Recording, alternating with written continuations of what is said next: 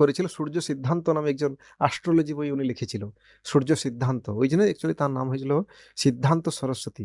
এমনকি উনি এত বড় মানে জ্যোতিষী ছিল, একটা গাছ থেকে একটা ফল উনি দেখে বলতে পারতো হিসাব করে কখন পড়বে এইরকম। কিন্তু ওনাকে যদি কেউ জিজ্ঞাসা করতো তাহলে আপনি বলুন যে ইনার কিছু জিজ্ঞাসা করলে বলছে না না এটা সব হরির ইচ্ছা।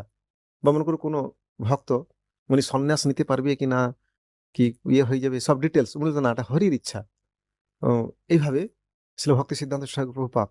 এবং উনি মানে, হ্যাঁ এটা ঠিক, বহুত সময় কিছু কিছু ব্যক্তি মনে করেন যে উনি বহুত কঠোর ছিল, কিন্তু আসলে না, ওনার হৃদয় খুব কোমল ছিল। উনি আসলে তো নয়ন মঞ্জরি শ্রীমতী রাধারানীর নিজের মানে অত্যন্ত উম, একান্ত সেবিকা। তো মানে ওই জন্য উনি এই জগতে ভগবানের বাণী প্রচার করার জন্য এসেছিলেন। আর কি